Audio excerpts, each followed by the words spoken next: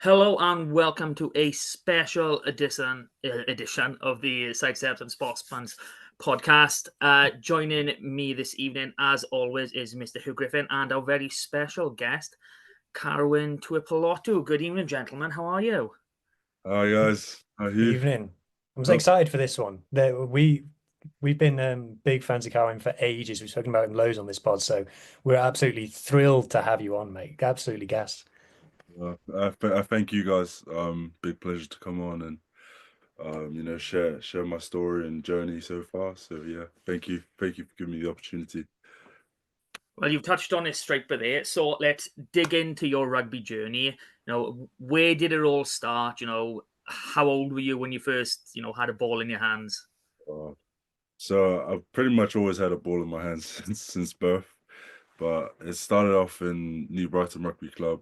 I think I was around 9 years old or 10. I was just kicking the ball around, and one of the coaches, the age grade coaches at the club, because my dad was playing for the first team at the time, he was like, "Can Carwyn come down for a session or two?" And I just went to see what was going on, and I didn't really know much about rugby. I didn't really like rugby at first. I was more of a football football person because I supported Chelsea at the time.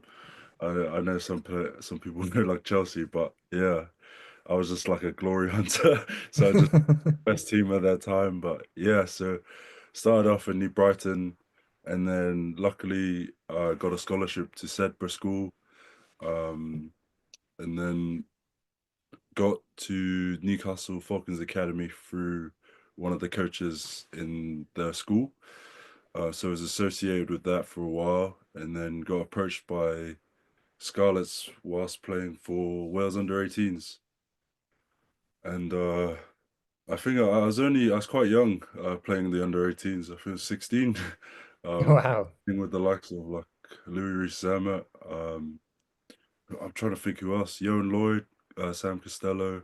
It was a good under-18 side. But yeah, there was a lot of talent in that team, and then signed for Scarlets straight out of school, and basically spent 5 years at Scarlets, and then here I am now, I guess. Short-term loan to Sarries, and then signed for Poe halfway through the last year of my contract. So How yeah, how does these transfers happen? Are you getting is your agent getting tapped up and then you're getting WhatsApps like, hey, how do you fancy the south of France? yeah, pretty much. Like, well, my agent didn't really know about the short-term loan of Sarries. It was actually Right. James Davis, Cubby, as I know him, who approached me one day, and he said that there was an opportunity coming up for game time. So I was just like, why not?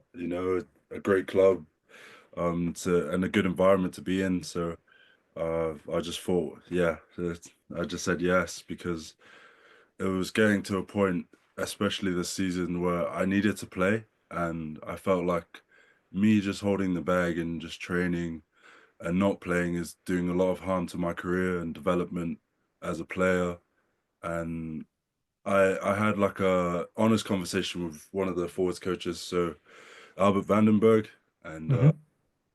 the following week, I think the club tried to look for loan opportunities for me just to get game time, and it just led to I think it just led to that opportunity, and then yeah, I really enjoyed my time at Sarries, and but most of the time, yeah, it does come through my agent.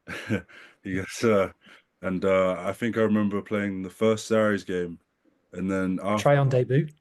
yeah. Oh man, it was just a lucky more try. I mean, Geppel, my cousin, he gets a lot of them. So, Yeah.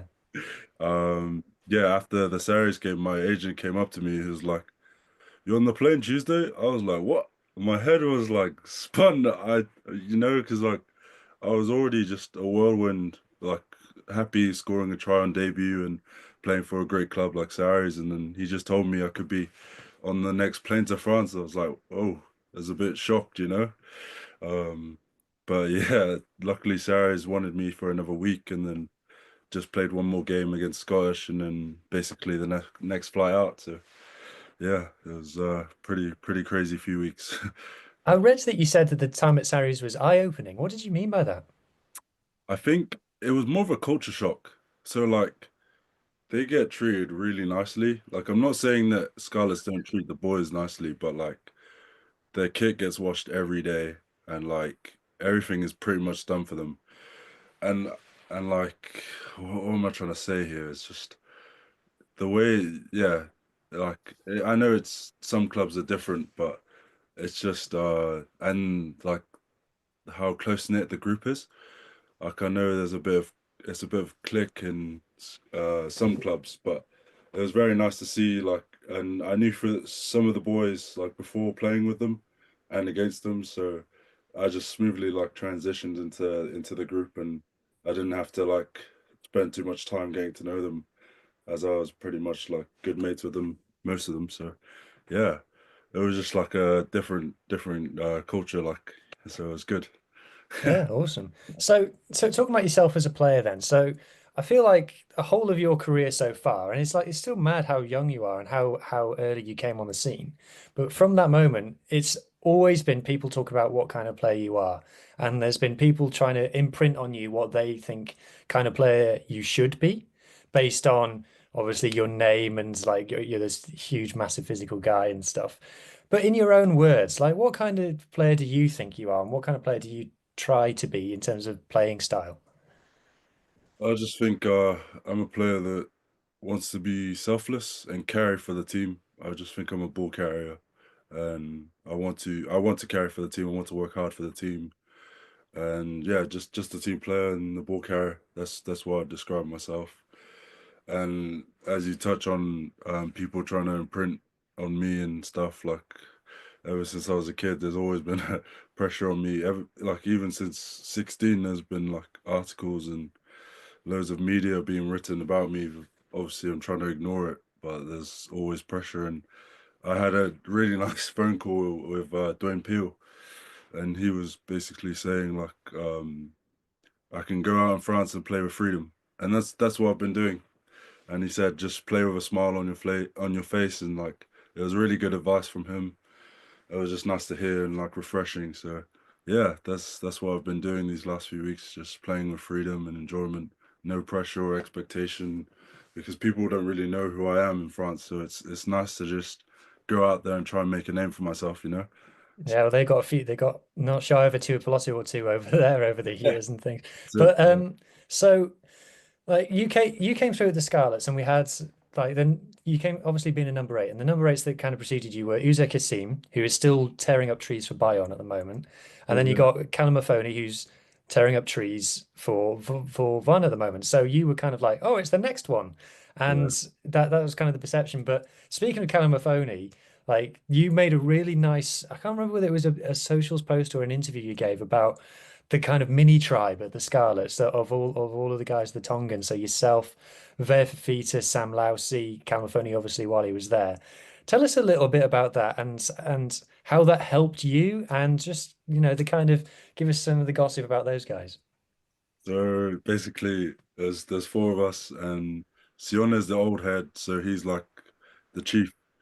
He would be the guy Right. you always listen to, whatever he says goes, you know. But once Sione left, then it would have been Sam as well, because he was the oldest. But yeah, Sam, Sione, and Vi, they were like my mentors, and I'm so grateful for them because they've taught me a lot on and off the field, especially about professional rugby. And because I'm still a kid, I'm still learning. So I'm just grateful for them. And they've taught me a lot about the culture, and I'm always hanging out with them because in the culture, I basically have to like listen to what they say. It's just like as a sign of respect.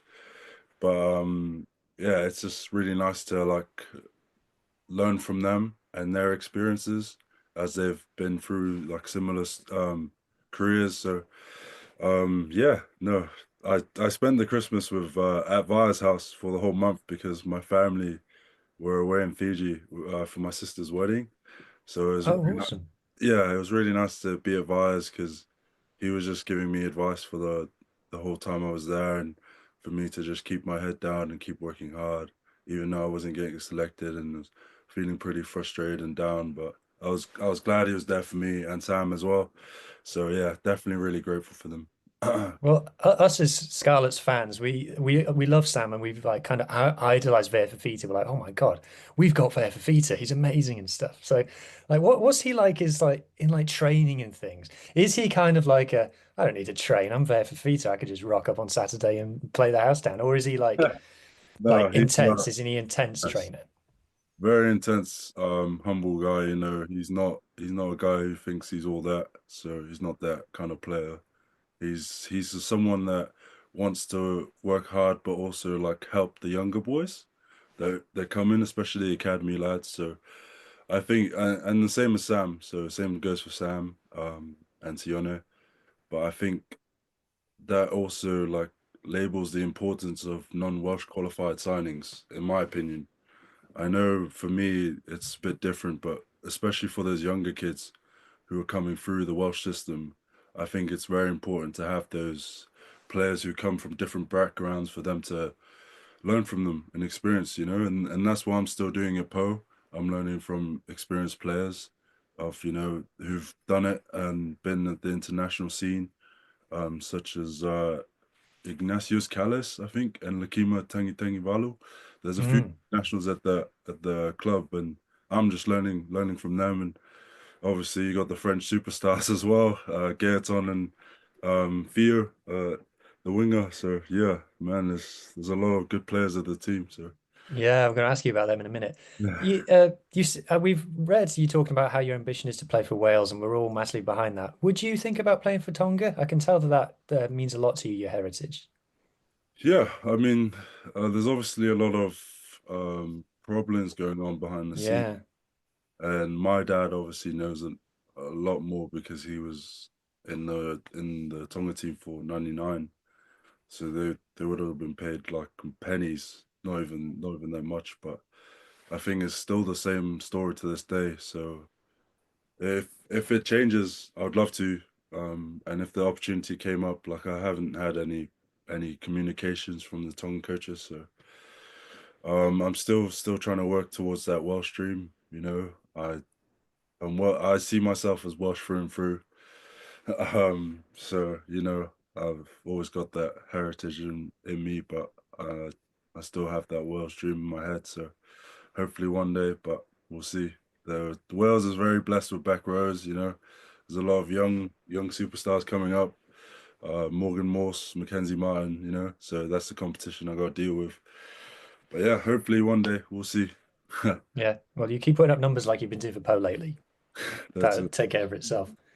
Yeah, Yeah. that's it. So if we come on to you in the play in front, so massive World season for you, 4 teams all in, which is incredible. So if we start with the Quins in Super Rugby Cymru, you know, it's awkward for the boys just being with the Scarlets and dropping down. So what was that like to you? Like we've spoken to Charlie Titcombe, and he's spoken about how it can be hard, moving in between teams. So what was that experience like for you, and what do you think of the league itself?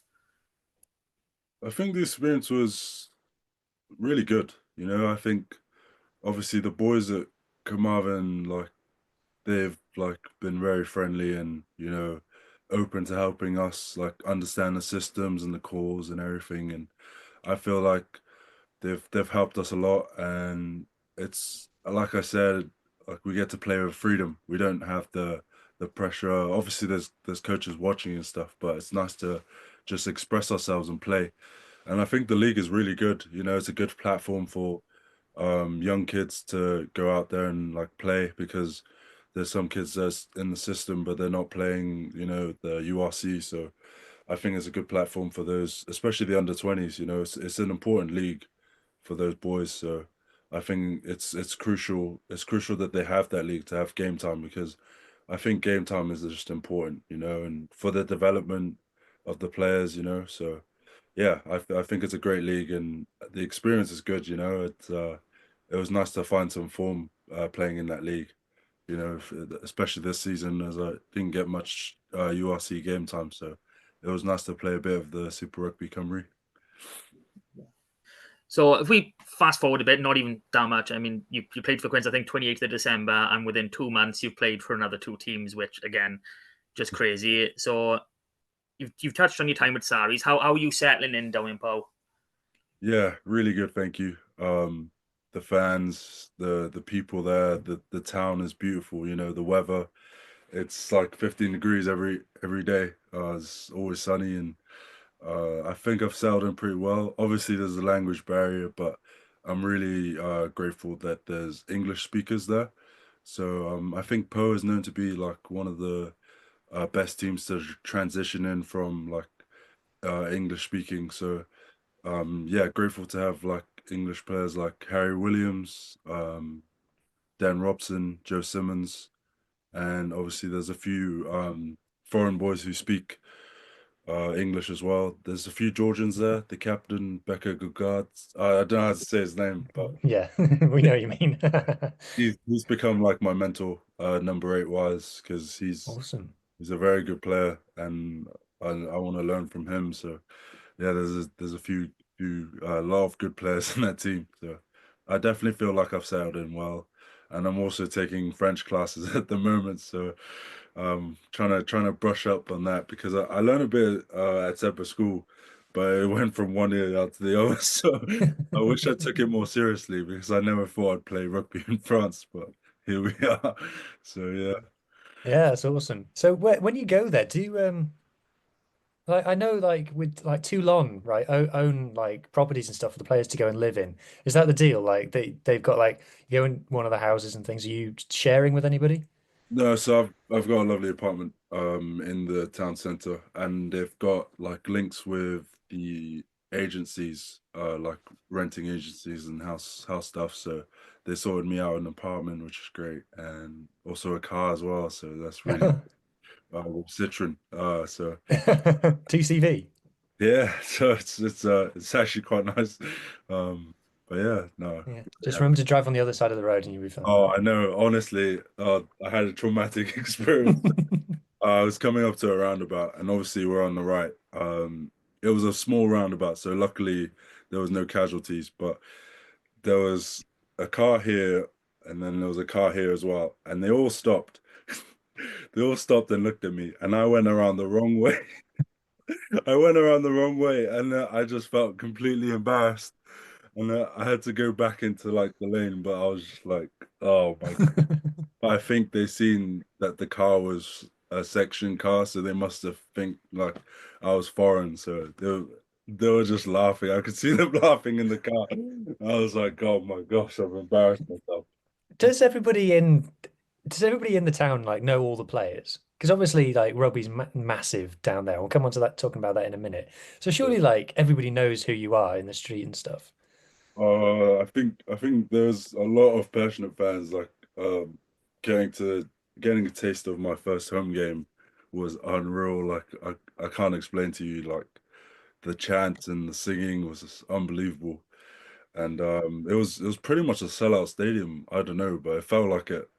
And yeah, I've been stopped a few times like, oh, do you play for section?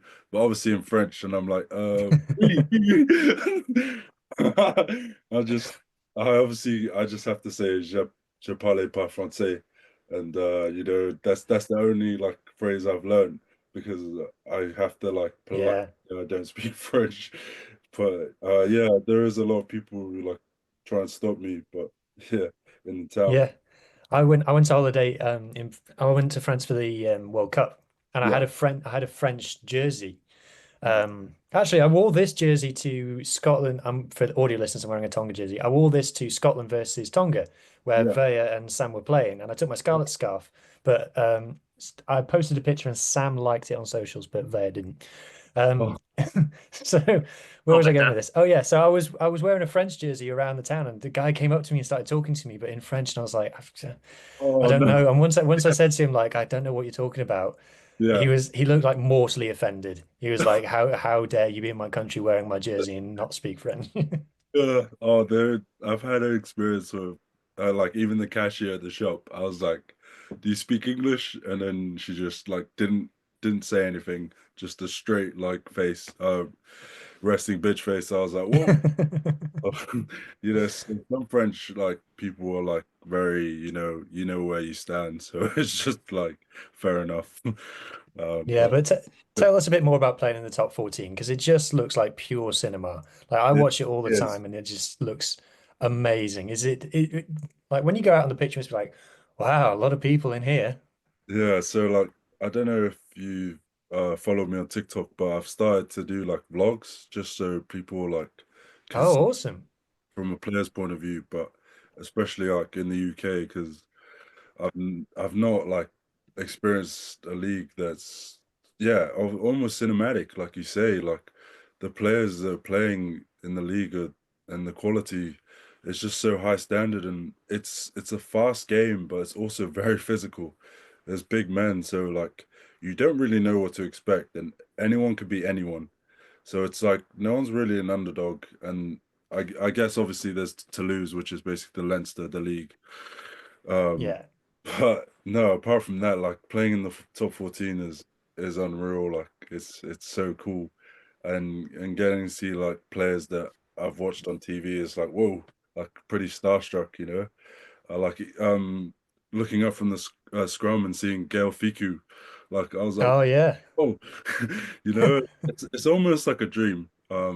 Getting to play in like one of the best leagues in the world.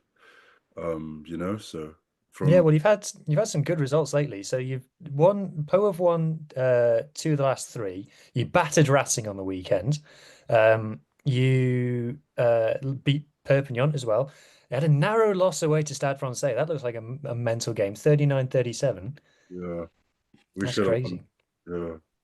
And Uh, then the game lastly, the last game that Poe lost before that was at home to a team called the Ospreys. I don't know anything about them. I don't know. Um, Yeah. So I want to ask you about some of your Poe teammates. So you mentioned a few there, but the one my favorite Poe player other than you Yeah. is Theo Atasogbe. Oh Tell, yeah. tell us a bit about him because you would have Yeah. been the top carrier against Racing, by the way, except he stole that from you. He had a bit of a stormer. I can't even argue with that because he is a superstar. Like he's he doesn't speak He's any 20. yeah, he doesn't speak any English, but like the first English word he spoke to me was "Let's go" on the pitch. And I was like, "Yo, that's so cool," you know. It's like, but it's cool playing with him because I think on my debut I just gave him the ball and let him run it. You know, he's just that type of player that just makes anything magical.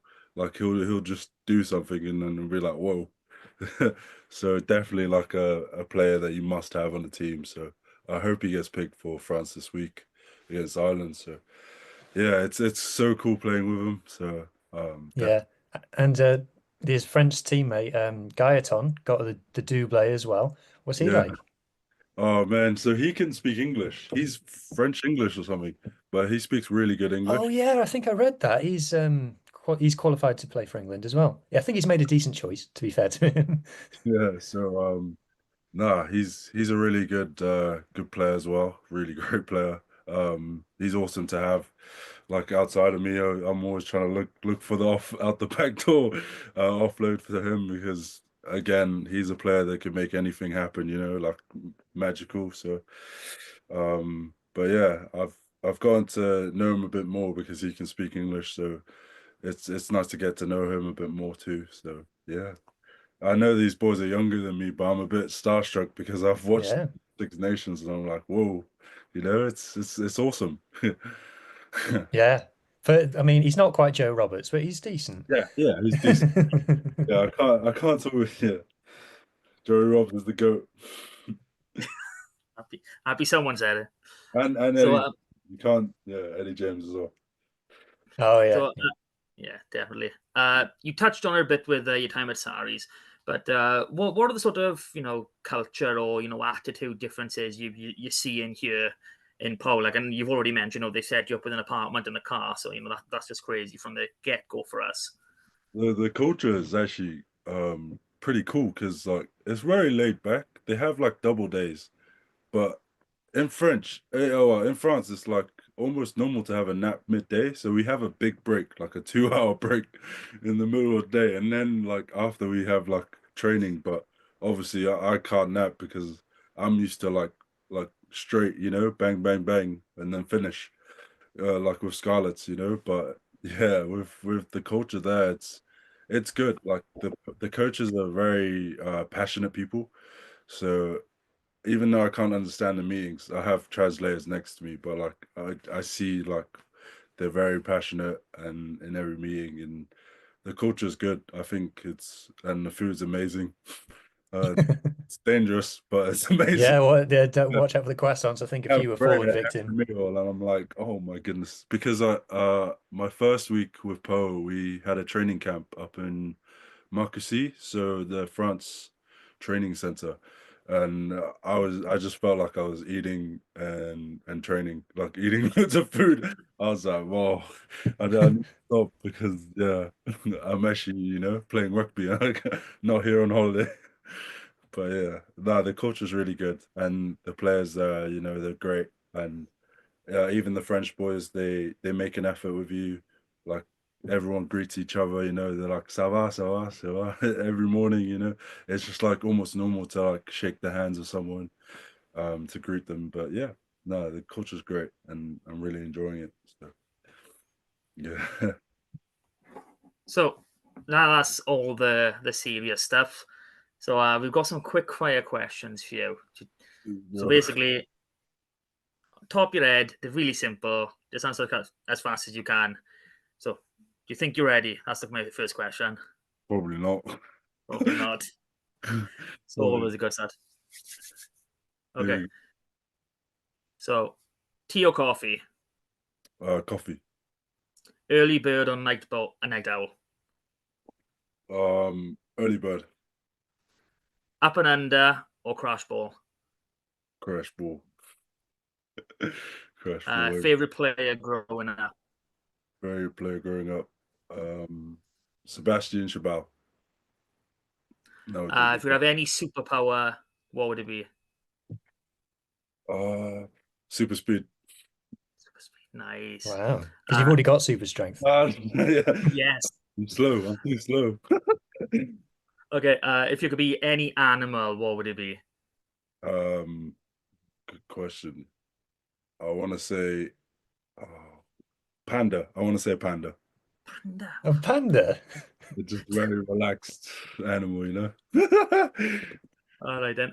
Any pre-match superstitions? Pretty much superstitious. No, I just like to pray before a game. Yeah. Okay. Last meal on earth, what is it? Last meal on earth. Oof, I think any Tongan that's watching this would just say KFC, so I'm gonna say KFC. Each to their own, as they say.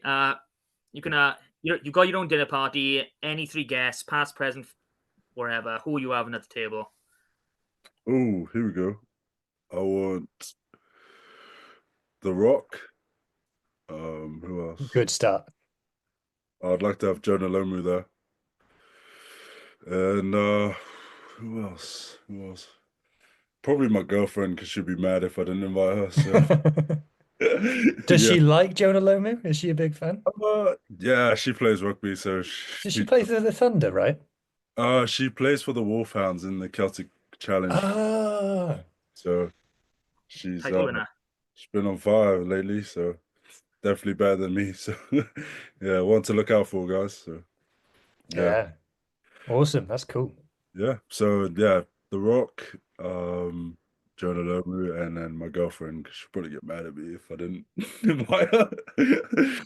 You played it safe for there, and I don't blame you either. All right then. I think that's all our questions answered. So, Sweet. Carwyn, thank you very much for joining us. To our listeners, we hope you've enjoyed this. Please like, share, subscribe, follow, and we look forward to bringing you more content like this. Thanks, everyone. Bye. Cheers.